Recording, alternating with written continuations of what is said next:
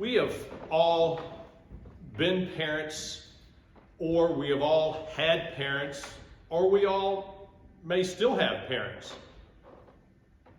Being a parent is a big responsibility. A parent is responsible for making sure that their children are well fed and have a safe and comfortable environment in which to live, and provide for all of their other physical needs. It is a parent's responsibility to instill in their children moral values and to show them by example the way they should lead their life. Parents are basically preparing children to be parents themselves one day, if they so choose to be parents. I was very fortunate in that I was 39 years old when I lost my dad and 52 years old when I lost my mom. Many folks aren't as lucky to have their parents as long as I had mine. I was also fortunate to have had good parents that took their role as parents pretty seriously. Now Dane may beg to differ with that, but he may think my parents slipped up somewhere along the way, but he can't talk right now, so. But I believe they nurtured my sister and I pretty well, providing for all of our needs, teaching us responsibility, and encouraging our faith in God. We weren't overly wealthy. My dad was a rural mail carrier, and my mom was a stay-at-home housewife. Each year we always butchered a beef and butchered a couple of hogs. We had chickens and had a huge garden, had fruit trees. I can remember my mother and grandmother going out in the early spring of the year and gathering watercress from a spring or streams, going out in the field and finding dryland cress. We picked blackberries and dewberries out in the fields. We had a strawberry patch. So a great deal of time was spent, preserving food and putting that up for the winter months. So we spent a lot of time working together to get all that done. And I can remember, so when my mom would go to the grocery store, she really wasn't buying a whole lot of processed stuff. Mostly, it was seasonings and, sugar, salt, things like that. Maybe some sandwich meat or something, but very little of that kind of stuff. And I can still remember the first time when she went to Kroger's and her grocery bill exceeded $20. That generated a lot of conversation when she got home. Neither of my parents had a college education, but from the time my sister Ann and I were very young, they always talked like, when you go to college. Not that a college education guarantees anything, but my parents wanted us to have more opportunities than they had. Pretty much what every parent wants for their children. When Jesus first gathered his disciples, he told them that he was going to make them into something different. He told them, I'm going to make you fishers of men. Each step along the way, Jesus taught them to share with others, connect people to God, and minister to those who are in need. They went from self-centered to others-centered. They became God-centered, desiring to serve and lead. Jesus saw their hearts changing. He gave them opportunities to serve. Jesus used everyday opportunities to train his disciples, like feeding the 5,000. The disciples learned not only about ministering to others, but they learned a great deal about who Jesus really was. Jesus was a good model. He gave the disciples hands-on experience in learning to care for others. He didn't simply do everything himself. He got them involved in ministering to others. Jesus was very much like a good parent. Good parents don't do everything for their children. Good parents serve as good role models, empowering their children, teaching them to do for themselves. As you know, we aren't doing our children any favors when we attempt to do everything for them. Good parents realize they won't be there one day. It is imperative that parents prepare their children to live on their own. When I graduated from high school, I applied to 2 colleges. Washington and Lee and Madison College. Name changed while I was there to JMU. I was accepted to both. I wanted to major in math, and both had good math programs. And I remember telling my dad, I just wasn't sure which one I should attend. And I'll never forget him telling me that if I liked both equally, I should probably go to Madison. I was shocked.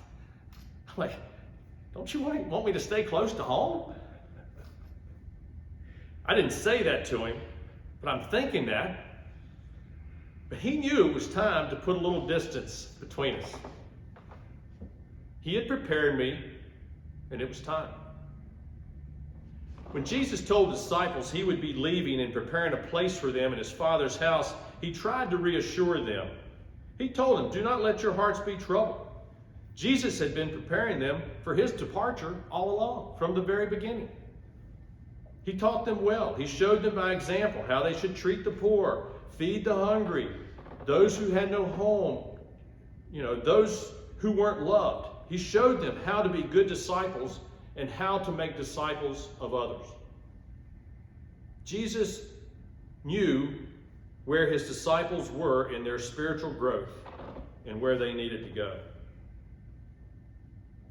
He told them, first and foremost, believe in God and believe in me, in him, Jesus. And you're going to be okay. Many of you remember when Jason first came to our church, a little more than 11 years ago. Jason was a good preacher. He delivered his messages to us, it seemed, so effortlessly.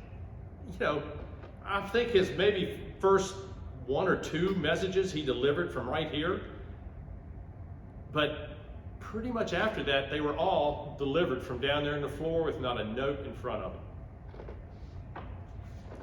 I can also remember a lot of conversations like, well, he won't be here long. He'll move on to bigger and better things. Well, he stayed here at High Bridge for better than 11 years. That's a pretty decent stint. I remember almost every Sunday at the conclusion of his message, he would give us a challenge. He would challenge us in somehow, in some way. One of the first things he did was have us pass the peace. Boy, was that uncomfortable. We'd never done anything like that. We Presbyterians, we were pretty stodgy and sat right up straight there in the pews, and we weren't used to passing the peace. It's pretty uncomfortable. We didn't do stuff like that. Now, with COVID, I actually miss the handshakes and the hugs. We'll get back there one day. But right from the beginning, Jason was teaching us something about good discipleship. Then, of all things, he challenged us to write our own Advent devotional. What? We didn't know the scriptures like he did. Write it for us. No, he wanted us to read the scriptures and put our own thoughts on paper. Kathy and I were just talking the other day. It would be kind of interesting to go back and read that first devotional that we did, that first year, and compare it to ones that are done now. There's some pretty powerful things written there by the folks in our church. He even challenged us to read the Bible in a year. I'm not sure we all completed that assignment, but a fair number of us tried and probably read a great deal more of the Bible than we had previously. I'm going to digress here just a second. I know Jason White learned a great deal from that exercise. I remember one Sunday morning in our Sunday school class, we were talking about reading the Bible. And I think Jason had gotten as far as, he was either in 1st or 2nd Kings, I'm not sure which, but Jason made the comment, he's like, where are the women in the Bible? Where are the women? They don't talk about the women. At which Heidi J. quickly responded, Jason, it's not that kind of book. Well, we had a lot of fun with Jason on that one. Anyone Once Jason became pastor, anyone who agreed to serve as an officer in the church had to go through a fairly intense training session with Jason. He even required us to write our own faith statement, stating what we believe. That was no easy exercise. It should be relatively easy, but we had never done anything like that. I remember one Sunday he challenged us to, well, not all of us, because some of us can't really cook that decent, but he challenged us to make a pot of homemade soup and take it to someone that we typically wouldn't even visit with or associate with. That wasn't easy. It should have been. He even encouraged us to do mission work in West Virginia. That was odd. Some folks who went had to take their own vacation time to go work for a week on projects for people they had never met. Not only that, but they had to pay for the materials that were used in the renovations that were made there. For those that were able to take part, that was an unforgettable experience.